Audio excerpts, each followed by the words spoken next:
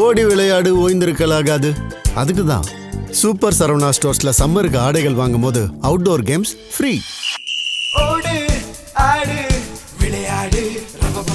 Super Saravana stores summer கோடையை கொண்டாடலாம்.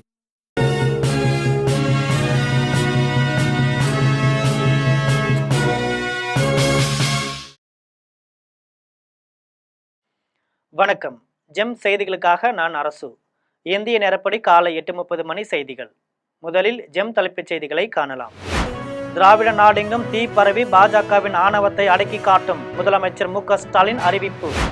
எடப்பாடி பழனிசாமி செய்த துரோகங்களுக்கு தண்டனை வருகின்ற மே மாதம் 4ஆம் தேதி அன்று கிடைக்கத்தான் போகிறது. முதலமைச்சர் மு க ஸ்டாலின் சூளுரை. டெல்லியில் உள்ள நாடாளுமன்றத்தில் இன்று தொகுதி மறுவரையறை மகளிர் இடஒதுக்கீடு மசோதா தாக்கல். தொகுதி மறுவரையறைக்கு எதிர்க்கட்சிகள் எதிர்ப்பு. தமிழ்நாடு சட்டமன்ற தேர்தலுக்கான அறிக்கையை வெளியிடுகிறார் தமிழக வெற்றிக் கழக தலைவர் விஜய். தேர்தல் அறிக்கையில் கவர்ச்சிகர வாக்குறுதிகள் இடம்பெறும் என்று எதிர்பார்ப்பு. ஹிஸ்புல்லா அமைப்பின் மீது இஸ்ரேலிய ராணுவ தாக்குதல் தொடரும். இஸ்ரேல் பிரதமர் பெஞ்சமின் அறிவிப்பு.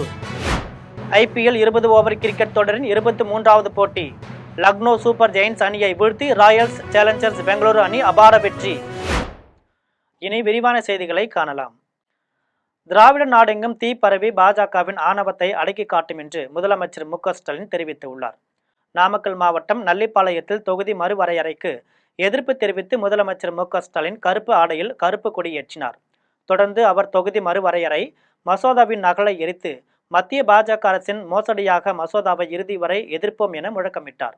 மேலும் இது குறித்து தனது எக்ஸ் தள பதிவில் தமிழ்நாட்டில் பட்டத் தொடங்கிய ஹிந்தி எதிர்ப்பு தீ டெல்லியை சுட்டெரித்தது. தொடர்ந்து டெல்லி பணிந்த பின்பே தங்கள் தீ தணிந்தது. இதேபோல் தமிழரை சொந்த நாட்டில் அகதிகளாக்கும் கருப்பு சட்டத்தின் நகலை எரித்து மற்றும் ஒரு தீயினை பற்ற வைத்திருக்கிறேன் என்று தெரிவித்தார். இத்தீயும் திராவிட நாடெங்கும் பரவி பாஜகவின் ஆணவத்தை அடக்கி காட்டும் என்று கூறினார். எடப்பாடி பழனிசாமி செய்த துரோகங்களுக்கு தண்டனை வருகின்ற மே மாதம் 4ஆம் தேதி அன்று கிடைக்கத்தான் போகிறது என்று முதலமைச்சர் மு க ஸ்டாலின் தெரிவித்துள்ளார். சேலம் மாவட்டம் கோட்டையில் திமுக மற்றும் அதன் கூட்டணி கட்சி வேட்பாளர்களை ஆதரித்து முதலமைச்சர் மு க ஸ்டாலின் பிரச்சாரம் மேற்கொண்டார். அப்போது பேசிய அவர், எடப்பாடி அவர்களே, கடைசி வரை கோழையாக அடிமையாக இருந்தால் தமிழ்நாட்டின் களங்கமாகத்தான் வரலாற்றில் நீங்கள் நினைவு கூறப்படுவீர்கள் என்று தெரிவித்தார். எனவே இது வரலாற்று உங்களுக்கு கொடுத்திருக்கும் கடைசி வாய்ப்பு என்றும், ஒருமுறை ஒரே ஒரு முறையாவது பாஜகவை எதிர்த்து தைரியமாக பேசுங்கள் என்றும் கூறினார். தொடர்ந்து உறுதுணையாக எஃகுக்கு பெயர் பெற்ற சேலத்தில் பிறந்துவிட்டு ஏன் டெல்லிக்கு முதுகு வளைந்தே நிற்கிறீர்கள் என்று வினவினார். மேலும் பக்கத்தில் இருக்கும் கேரளம், தெலுங்கானா, கர்நாடகா போன்ற மாநிலங்கள் கூட அவர்கள் மாநில உரிமைகளுக்காக கட்சி வேறுபாடுகளை மறந்து ஒரே குரலில் பேசுகிறார்கள். ஆனால் தமிழனாக இருந்துவிட்டு தமிழ்நாட்டிற்கு இப்படி துரோகம் செய்யலாமா என்று கேள்வி எழுப்பினார். தொடர்ந்து உங்கள் துரோகங்களுக்கு தண்டனை வருகின்ற மே மாதம் 4ஆம் தேதி அன்று கிடைக்கத்தான் போகிறது என்று தெரிவித்தார். டெல்லியில் உள்ள நாடாளுமன்றத்தில் இன்று தொகுதி மறுவரையறை மகளிர் இடஒதுக்கீடு மசோதாக்களை அறிமுகம் செய்யும் சிறப்பு கூட்டம் தொடங்குகிறது. டெல்லியில் உள்ள நாடாளுமன்றத்தில் இன்று தொகுதி மறுவரையறை மகளிர் இடஒதுக்கீடு மசோதாக்களை அறிமுகம் செய்யும் சிறப்பு கூட்டம் தொடங்குகிறது. இதில் பெண்களுக்கு 33% இடஒதுக்கீட்டை அமல்படுத்துவது தொடர்பான 106வது அரசியலமைப்பு திருத்த மசோதா குறித்து பாராளுமன்றத்தின் 3 நாள் சிறப்பு அமர்வு நடைபெற உள்ளது. இதையடுத்து மகளிருக்கு 280 இடங்களை ஒதுக்கும் வகையில் நாடாளுமன்ற மக்களவை தொகுதிகளின் எண்ணிக்கையை 850 உயர்த்தி தொகுதி மறுவரையறை செய்ய திட்டமிடப்பட்டுள்ளது.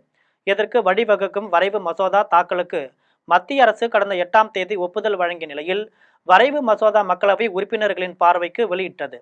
இதைத் தொடர்ந்து இன்றைய கூட்டத்தொடரில் மசோதாவை உள்துறை அமைச்சர் அமித்ஷா தாக்கல் செய்ய உள்ளார் என்றும் 18ஆம் தேதி வரை அதன் மீது விவாதம் நடைபெறும் என்றும் தெரிவிக்கப்பட்டுள்ளது. இது தொடர்பாக காங்கிரஸ் தலைமையில் எதிர்க்கட்சிகள் கூட்டம் நடைபெற்றது. அதில் பெண்கள் இடஒதுக்கீட்டுக்கு ஆதரவும் தொகுதி மறுவரையறைக்கு எதிர்ப்பும் தெரிவிக்கப்பட்டது. இதில் தொகுதி மறுவரையறையால் தென் மாநிலங்களுக்கு பிரதிநிதித்துவம் குறையும் என தென் மாநில அரசுகள் குற்றம் சாட்டி வருகின்றன. தமிழ்நாடு சட்டமன்ற தேர்தலுக்கான அறிக்கையை தமிழக வெற்றிக் கழக தலைவர் விஜய் இன்று வெளியிடுகிறார். சென்னை நுங்கம்பாக்கம் நெடுஞ்சாலையில் உள்ள தாஜ் கோரமண்டல் ஹோட்டலில் தமிழக வெற்றிக் கழக சார்பில் நிர்வாகிகள் சந்திப்பு கூட்டம் நடைபெறுகிறது. கூட்டத்தில் கட்சியின் தலைவர் விஜய் கலந்து கொண்டு தமிழ்நாடு 2026 சட்டமன்ற தேர்தலுக்கான அறிக்கையை வெளியிடுகிறார்.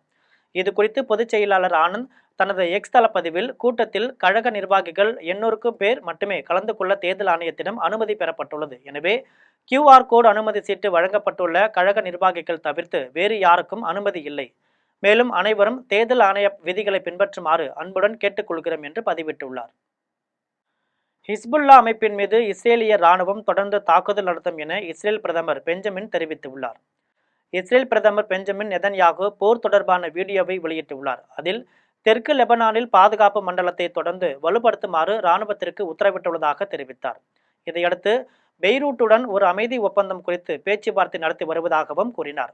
தாங்கள் மிகவும் வலிமையாக இருப்பதாலும் லெபனான் மட்டுமல்லாமல் மற்ற நாடுகளும் தங்களை நாடி பேச்சுவார்த்தைக்கு வருவதாக தெரிவித்தார். இந்த பேச்சுவார்த்தைகளில் ஹிஸ்புல்லாவை ஒழிப்பது மற்றும் ஒரு நீடித்த அமைதி ஆகிய 2 முக்கிய நோக்கங்களை இஸ்ரேல் கொண்டுள்ளது என்று அவர் கூறினார். IPL 20 ஓவர் கிரிக்கெட் தொடரின் 23வது போட்டியில் லக்னோ சூப்பர் ஜெயின்ஸ் அணியை வீழ்த்தி ராயல்ஸ் சேலஞ்சர்ஸ் பெங்களூரு அணி அபார வெற்றி பெற்றுள்ளது. பெங்களூருவில் உள்ள சின்னசாமி மைதானத்தில் 19வது IPL 20 ஓவர் கிரிக்கெட் தொடரில் 23வது போட்டி நடைபெற்றது. இந்த போட்டியில் ராயல் சேலஞ்சர்ஸ் பெங்களூரு மற்றும் லக்னோ சூப்பர் ஜெயின்ஸ் அணிகள் மோதின. இதில் டாஸ் வென்ற பெங்களூரு அணி முதலில் பந்து வீச்சை தேர்வு செய்தது. இதன்படி லக்னோ அணி முதலில் பேட்டிங் செய்து 20 ஓவருக்கு 10 விக்கெட் இழப்பிற்கு 146 ரன்கள் எடுத்தது. இதையடுத்து 147 ரன்கள் எடுத்தால் வெற்றி என்ற இலக்குடன் களமிறங்கிய பெங்களூரு அணி 20 ஓவரில் 5 விக்கெட் இழப்பிற்கு 149 ரன்கள் எடுத்து அபார வெற்றி பெற்றது. இதில் விராட் கோலி மிக சிறப்பாக விளையாடி 49 ரன் எடுத்தார். கன்னியாகுமரி மாவட்டத்தில் போட்டியிடும் தேசிய ஜனநாயக கூட்டணி வேட்பாளர்களை ஆதரித்து நாகர்கோவிலில் வாகனத்தில் பேரணியாக சென்று பிரதமர் நரேந்திர மோடி அம்பேத்கர், அண்ணாதுரை, எம்ஜிஆர் சிலைகளுக்கு மலர் தூவி மரியாதை செலுத்தினார். தமிழ்நாடு சட்டமன்ற தேர்தலில் பாஜக, அதிமுக, பாமக, அமமுக ஆகியன கூட்டணி அமைத்து போட்டியிடுகின்றன. பாஜக வேட்பாளர்கள் 27 தொகுதிகளில் போட்டியிடுகின்றனர். தமிழ் மாநில காங்கிரஸ் வேட்பாளர்கள் 5 தொகுதிகளில் தாமரை சின்னத்தில் போட்டியிடுகின்றனர். இந்த நிலையில் நாகர்கோவிலுக்கு வந்த பிரதமர் நரேந்திர மோடிக்கு கன்னியாகுமரி, திருநெல்வேலி, தூத்துக்குடி மாவட்டங்களில் போட்டியிடும் அதிமுக, பாஜக வேட்பாளர்கள் அறிமுகம் செய்து வைக்கப்பட்டனர். அதன் பின் பிரதமர் நரேந்திர மோடி வாகனத்தில் பேரணியாக சென்று அதிமுக, பாஜக, தமாக கட்சி வேட்பாளர்களை ஆதரித்து மக்களிடம் வாக்கு கேட்டார். அவருடன் அதிமுக பொதுச் செயலாளர் எடப்பாடி பழனிசாமி, தமிழக பாஜக தலைவர் நாகேந்திரன், அண்ணாமலை, முன்னாள் மத்திய அமைச்சர் பொன் ராதாகிருஷ்ணன் ஆகியோரும் சென்றனர். வேப்பமூடு சந்திப்பில் இருந்து மணிக்கூண்டு அண்ணா விளையாட்டரங்கம் வழியாக வடசேரி சந்திப்பு எம்ஜிஆர் சிலை வரை அவர் திறந்த வாகனத்தில் பேரணியாக சென்றார். அப்போது சாலையின் இருபுறமும் திரண்டு நின்ற மக்களுக்கு கையசைத்து வாழ்த்து தெரிவித்தார். பேரணியாக செல்லும் வழியில் அம்பேத்கர் சிலைக்கு பிரதமர் மோடி மலர் தூவி மரியாதை செலுத்தினார். தமிழ்நாடு முன்னாள் முதலமைச்சர் அண்ணாதுரை சிலைக்கு கீழ் வைக்கப்பட்டிருந்த அவர் உருவப்படத்திற்கு மலர் தூவி மரியாதை செலுத்தினார். இதேபோல் வடசேரி சந்திப்பில் உள்ள எம்ஜிஆர் சிலைக்கு கீழ் வைக்கப்பட்டிருந்த உருவப்படத்திற்கும் பிரதமர் மோடி மலர் தூவி மரியாதை செலுத்தினார்.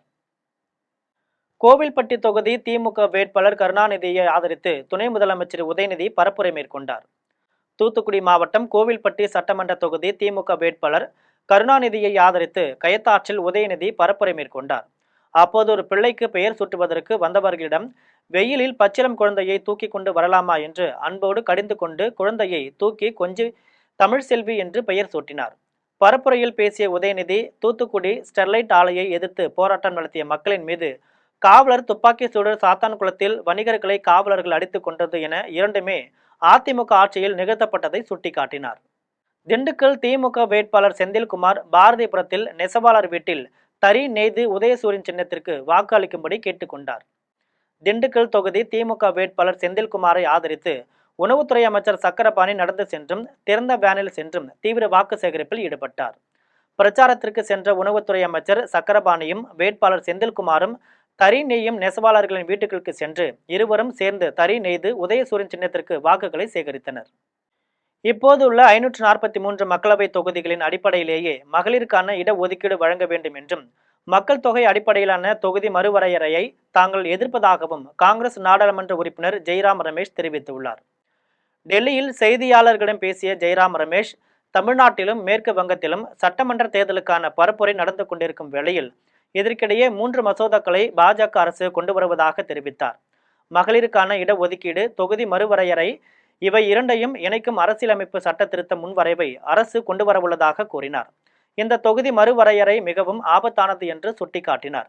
மக்களவை தொகுதி எண்ணிக்கை 50 விழுக்காடு உயரும் என்று உள்துறை அமைச்சர் அமித்ஷா கூறியுள்ளதாகவும் அது மாநிலத்தின் மக்கள் தொகை விகிதாசார அடிப்படையில் உயரும் என்பதை இந்த சட்ட முன்வரைவில் குறிப்பிடவில்லை என்று சுட்டிக்காட்டினார். இந்த சட்டத்தின்படி குறைவான மக்கள் தொகை வளர்ச்சி விகிதத்தை கொண்ட மாநிலங்களில் தொகுதிகளின் எண்ணிக்கை குறையும் என்பதை சுட்டிக்காட்டினார்.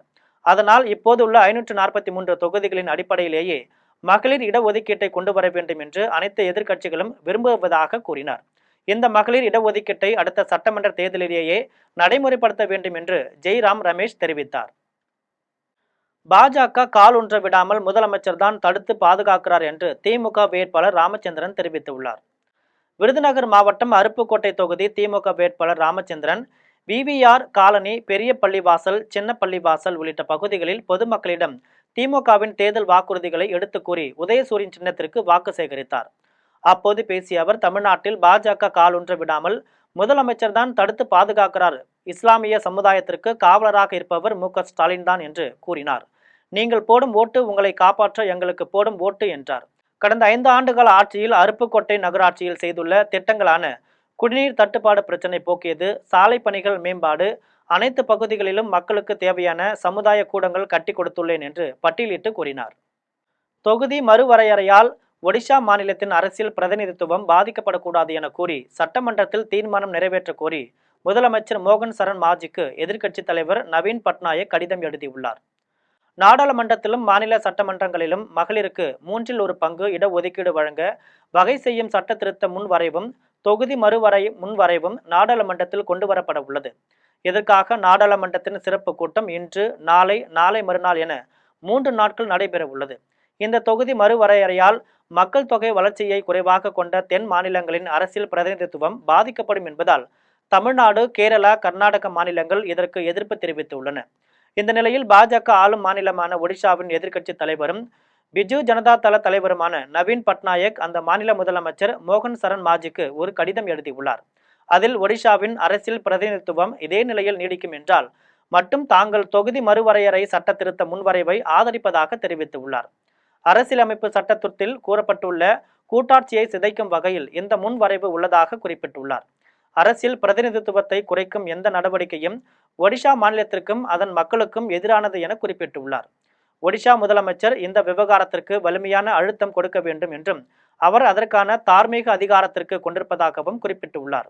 இந்த விவகாரத்தின் அவசர நிலை கருதி அடுத்த 48 மணி நேரத்திற்குள் ஒடிஷா சட்டமன்றத்தின் சிறப்பு கூட்டத்தை கூட்டி ஒடிசாவின் அரசியல் பிரதிநிதித்துவம் பிற மாநிலங்களால் கொஞ்சம் கூட பறிக்கக்கூடாது என்று வலியுறுத்தி தீர்மானம் நிறைவேற்ற வேண்டும் என்று கூறியுள்ளார். மாநிலத்தின் எதிர்காலத்தையும் தலைவிதியையும் தீர்மானிக்கும் இந்த விவகாரத்தில் அரசுக்கு பிஜு ஜனதா தளம் துணை இருக்கும் என்று நவீன் பட்நாயக் தெரிவித்துள்ளார்.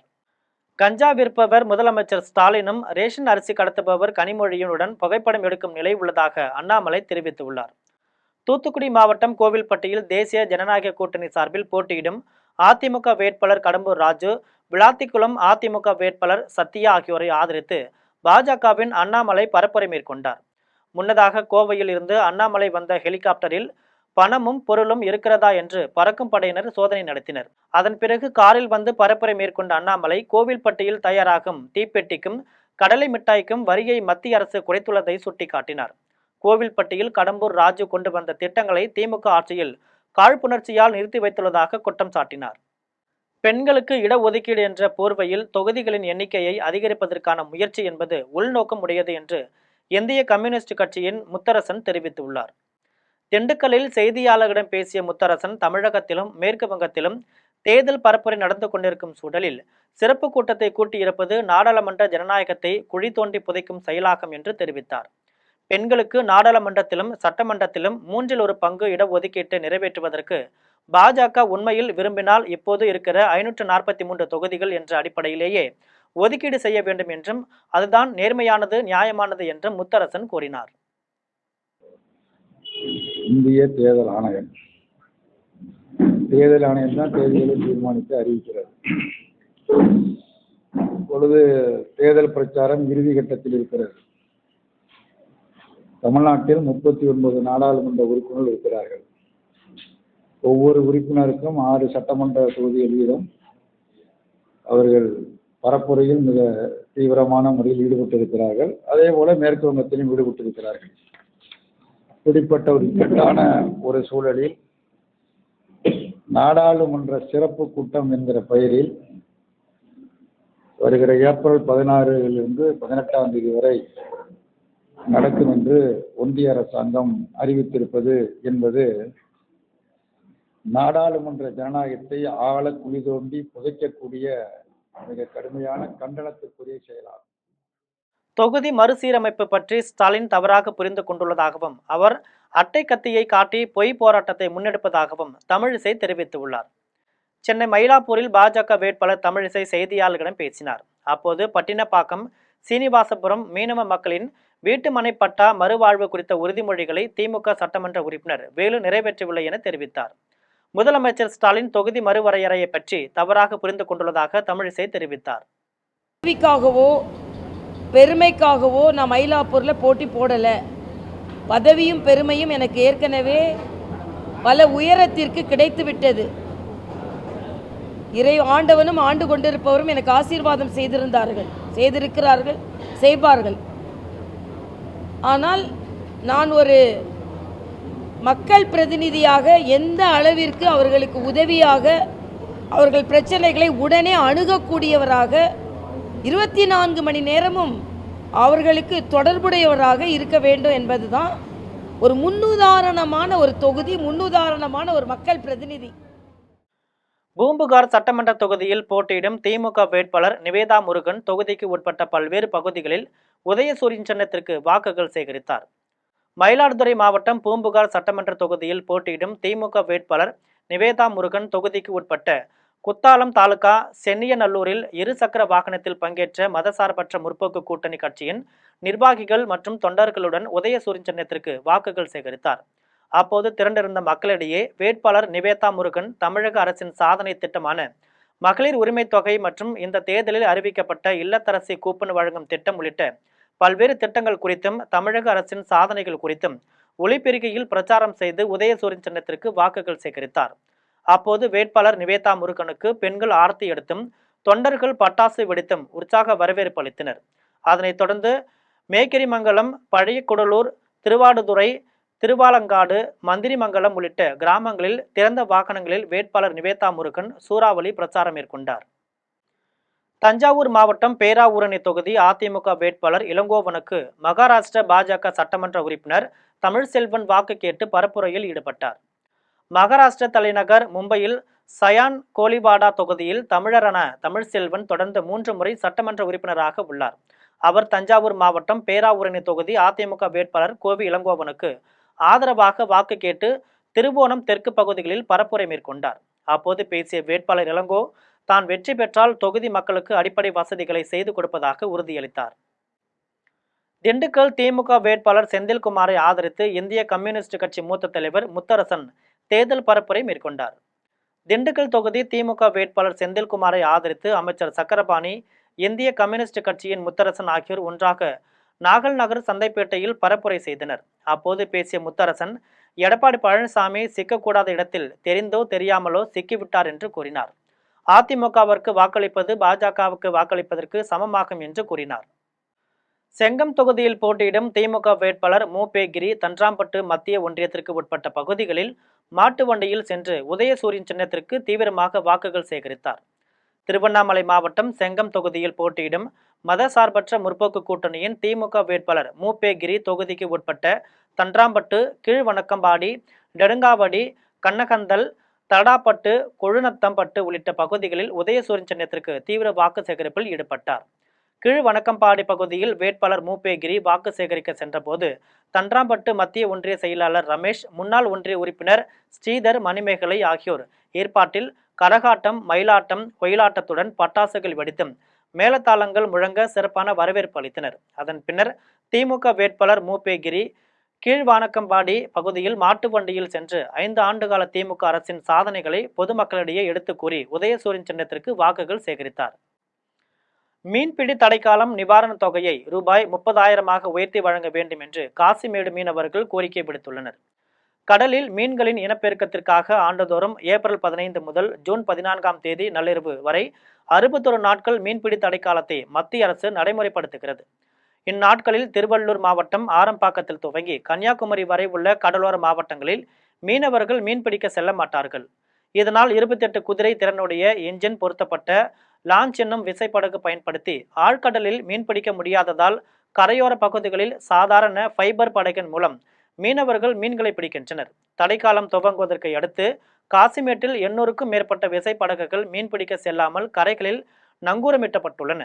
ஆழ்கடலில் மீன்பிடிக்க சென்ற விசைப்படகுகளும் கரைக்கு திரும்பி வருகின்றன.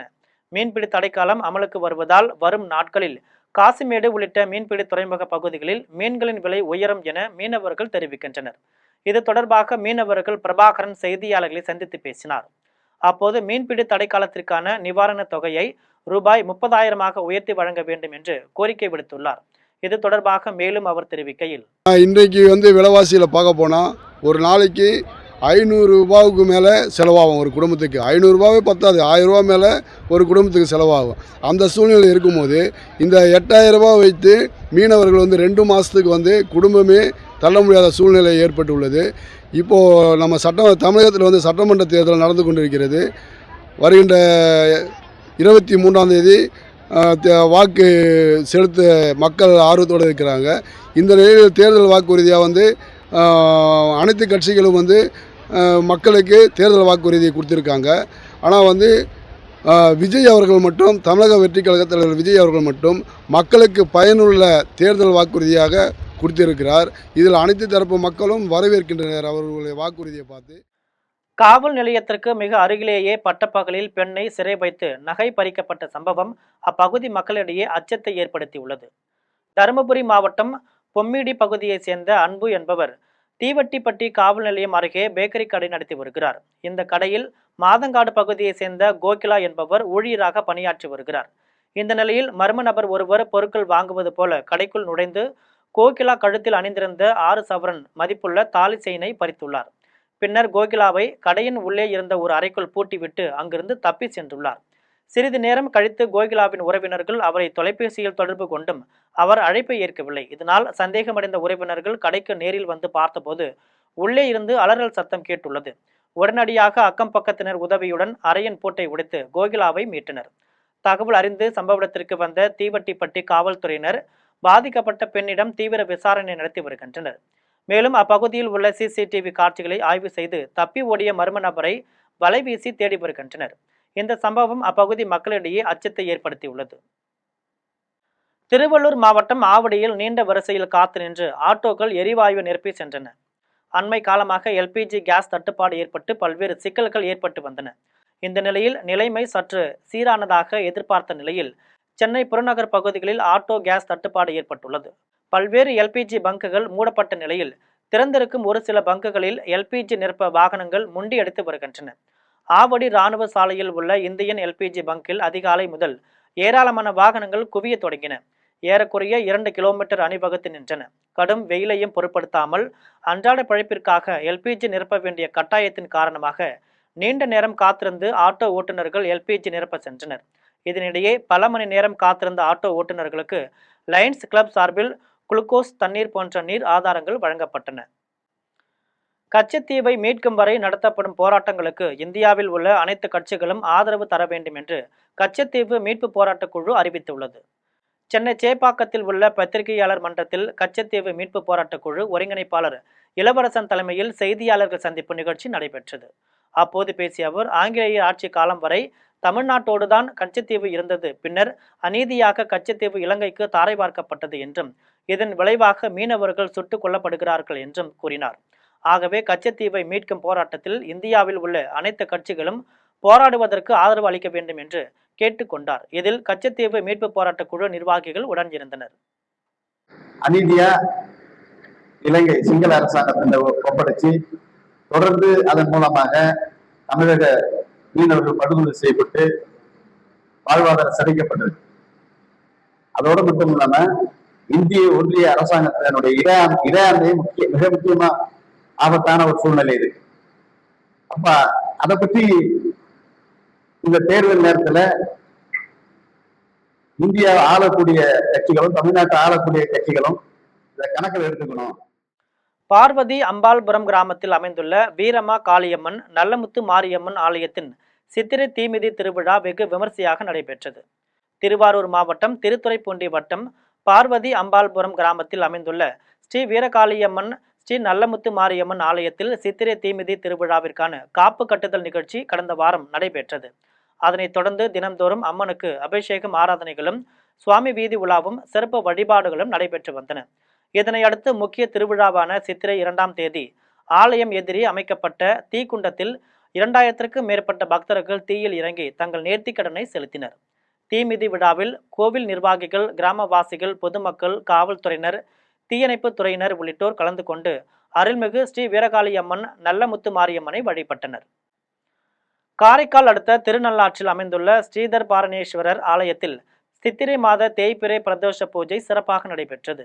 புதுச்சேரி மாநிலம் காரைக்கால் அடுத்த திருநள்ளாற்றில் அமைந்துள்ள உலக பிரசித்தி பெற்ற ஸ்ரீதர் பாரணேஸ்வரர் தேவஸ்தானத்தில் ஸ்ரீ சனீஸ்வர பகவான் ஆலயத்தில் சித்திரை மாத தேய்பிறை பிரதோஷத்தை முன்னிட்டு ஸ்ரீ நந்தி பகவானுக்கு மஞ்சள், பால், தயிர், விபூதி, சந்தனம் மற்றும் பஞ்சாமிர்தம் உள்ளிட்ட பல்வேறு திரவியங்களால் அபிஷேகங்கள் நடைபெற்றது. அதனைத் தொடர்ந்து மகா தீபாராதனையும் நடைபெற்றது. சித்திரை மாத தேய்பிறை பிரதோஷ பூஜையில் தர்மபுர ஆதீன கட்டளை விசாரணை ஸ்ரீமத் சட்டநாத தம்பிரான் சுவாமிகள் உள்ளிட்ட ஏராளமான பக்தர்கள் பங்கேற்று நந்தி பகவானை வழிபட்டனர். ஸ்ரீரங்கம் சட்டமன்ற தொகுதிக்கு உட்பட்ட போசம்பட்டி, கிருக்கல்மேடு, காலைநகர் உள்ளிட்ட 50க்கும் மேற்பட்ட கிராமங்களில் ஸ்ரீரங்கம் தொகுதி அதிமுக வேட்பாளர் மனோகரன் தீவிர பிரச்சாரத்தில் ஈடுபட்டார். திருச்சி மாவட்டம் ஸ்ரீரங்கம் சட்டமன்ற தொகுதிக்கு உட்பட்ட போசம்பட்டி, கிருக்கல்மேடு, காலைநகர், போதாவூர், ஒத்தக்கடை உள்ளிட்ட 50க்கும் மேற்பட்ட கிராமங்களில் ஸ்ரீரங்கம் தொகுதி அதிமுக வேட்பாளர் மனோகரன் தீவிர பிரச்சாரத்தில் ஈடுபட்டார். அப்போது பொதுமக்கள் மத்தியில் அவர் பேசிய போது, திமுக ஆட்சியில் மக்களை தேடி சேவை செய்யப்படவில்லை என்றும் தேர்தல் ஓட்டு கேட்க மட்டுமே முதலமைச்சர் மு.க. ஸ்டாலின் வருகின்றனர் என்றும் குற்றம் சாட்டினார். அதிமுக பொதுச் செயலாளர் எடப்பாடி பழனிசாமி 100 நாள் வேலை திட்டத்தை 150 நாட்களாக மேம்படுத்தி தாய்மார்களுக்கு வழங்குவதாக உறுதியளித்ததாக தெரிவித்தார். மத்திய அரசுடன் கூட்டணியால் நிதி பெற முடியும் என்றும் போக்குவரத்து, சுகாதாரம், பட்டா, குடிநீர், தெருவிளக்கு போன்ற சேவைகளை மக்களுக்கு நேரடியாக அளிக்கப்படும் என்று கூறினார். ஸ்ரீரங்கம் தொகுதியை மீண்டும் அதிமுக கோட்டையாக மாற்ற வேண்டும் என்றார். இந்நிகழ்வில் அதிமுக நிர்வாகிகள், அந்தலூர் தெற்கு ஒன்றிய செயலாளர் கோப்பு நடராஜ், பாரதிய ஜனதா கட்சி மாவட்ட தலைவர் ஒண்டிமுத்து மற்றும் கூட்டணி கட்சி நிர்வாகிகள் ஏராளமானோர் கலந்து கொண்டனர். திமுக ஆட்சியில் ஸ்ரீரங்கம் சட்டமன்ற தொகுதியில் எந்த இடத்திலும் அடிப்படை வசதிகளை கூட செய்து தரவில்லை என அதிமுக வேட்பாளர் மனோகரன் குற்றம் சாட்டியுள்ளார். திருச்சி மாவட்டம் ஸ்ரீரங்கம் சட்டமன்ற தொகுதிக்கு உட்பட்ட மணிகண்டம் ஒன்றியம், சோமரசம்பேட்டை, அள்ளிதுறை, குமாரவயலூர், அதவத்தூர், தாயனூர் ஊராட்சிகளுக்கு உட்பட 50க்கும் மேற்பட்ட கிராம பகுதிகளில் ஸ்ரீரங்கம் தொகுதி அதிமுக வேட்பாளர் மனோகரன் தீவிர வாக்கு சேகரிப்பில் ஈடுபட்டார். இதன் பின்னர் அவர் பொதுமக்களிடம் உரையாற்றிய போது, திமுக ஆட்சியில் ஸ்ரீரங்கம் சட்டமன்ற தொகுதியில் எந்த இடத்திலும் அடிப்படை வசதிகள் கூட செய்து தரவில்லை என்று பொதுமக்களுக்கு எவ்வித நன்மையும் கிடைக்கவில்லை என்றும் குற்றம் சாட்டினார். சட்டமன்ற உறுப்பினராக தான் வெற்றி பெற்றால் வெளிவட்ட சாலை ஏற்படுத்தி கொடுத்து போக்குவரத்து நெரிசலை குறைப்பதற்கு நடவடிக்கை எடுக்கப்படும் என்று உறுதியளித்தார். வருகிற மே மாதம் தமிழக முதலமைச்சராக எடப்பாடியார் பொறுப்பேற்றவுடன் சோமரசம்பேட்டை, அள்ளித்துறை, அதவத்தூர் ஊராட்சிகளை மாநகராட்சியாக மாற்றுவதை நிறுத்தி மீண்டும் ஊராட்சியாகவே இருக்க வேண்டும் என்று கோரிக்கை வைக்கப்படும் என்று கூறினார். இந்நிகழ்வில் அதிமுக நிர்வாகிகள் மணிகண்டன், வடக்கு ஒன்றிய செயலாளர் ஜெயக்குமார், பாரதிய ஜனதா கட்சி மாவட்ட தலைவர் ஒண்டிமுத்து, தமிழ் மாநில காங்கிரஸ் மாவட்ட தலைவர் தனபால், ஸ்ரீரங்கம் சட்டமன்ற தொகுதி அமமுக பொறுப்பாளர் ஜான் கென்னடி, மணிகண்டன், வடக்கு ஒன்றிய செயலாளர் இளங்கோவன் மற்றும் கூட்டணி கட்சி நிர்வாகிகள் ஏராளமானோர் கலந்து கொண்டனர். கிராமங்களில் உள்ள பெண்களுக்கு தனது கிராமங்களிலேயே பணி செய்ய வேலைவாய்ப்பு உருவாக்கி தரப்படும் என குடியாத்தம் தொகுதி அதிமுக வேட்பாளர் ஃபரிதா வாக்குறுதி அளித்துள்ளார். வேலூர் மாவட்டம் குடியாத்தம் தொகுதி அதிமுக வேட்பாளர் ஃபரிதா தனது தொகுதிக்கு உட்பட்ட பெரும்பாடி, ரங்கசாமுத்திரம், சீவூர், கல்லூர் உள்ளிட்ட கிராமங்களில் திறந்தவெளி வாகனத்தில் தீவிர வாக்கு சேகரிப்பில் ஈடுபட்டார். அப்போது பெண்கள் மலர்களை தூவியும் ஆரத்தி எடுத்தும் உற்சாக வரவேற்பு அளித்தனர். இதன் பின்னர் பொதுமக்கள் மத்தியில் அதிமுக வேட்பாளர் ஃபரிதா பேசிய போது, கிராமங்களில் உள்ள பெண்களுக்கு தனது கிராமங்களிலேயே பணி செய்ய வேலைவாய்ப்பு உருவாக்கி தரப்படும் என்றும் கிராமங்களில் உள்ள மாணவர்கள் உயர்கல்விக்கு உதவி செய்யப்படும் என்றும் உறுதியளித்தார். கஞ்சா, குட்கா உள்ளிட்ட போதைக்கு முற்றுப்புள்ளி வைக்கும் வகையில் நடவடிக்கை மேற்கொள்ளப்படும் என்றும் கிராமங்களில் இளைஞர்களுக்கு விளையாட்டு திடல் அமைக்கப்படும் என்றும் தெரிவித்தார். இந்த நிகழ்வில் அதிமுக ஒன்றிய செயலாளர் சிவா உள்ளிட்ட கூட்டணி கட்சியினர் ஏராளமானோர் கலந்து கொண்டனர். மீண்டும் ஜெம் தலைப்புச் செய்திகள். எடப்பாடி பழனிசாமி செய்த துரோகங்களுக்கு தண்டனை வருகின்ற மே மாதம் 4ஆம் தேதி அன்று கிடைக்கத்தான் போகிறது. முதலமைச்சர் மு.க. ஸ்டாலின் சூளுரை.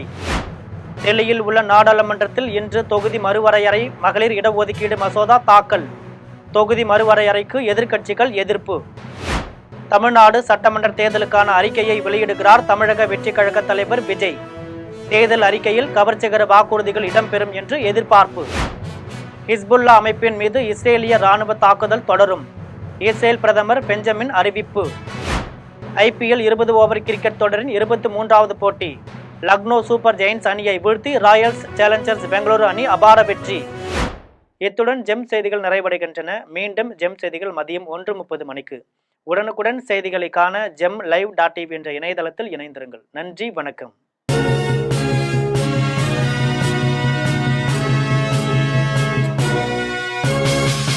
ஓடி விளையாடு ஓய்ந்திருக்கலாகாது. அதுக்கு தான் சூப்பர் சரவணா ஸ்டோர்ஸ்ல சம்மருக்கு ஆடைகள் வாங்கும் போது outdoor games free. Super Saravana stores summer கோடையை கொண்டாடலாம்.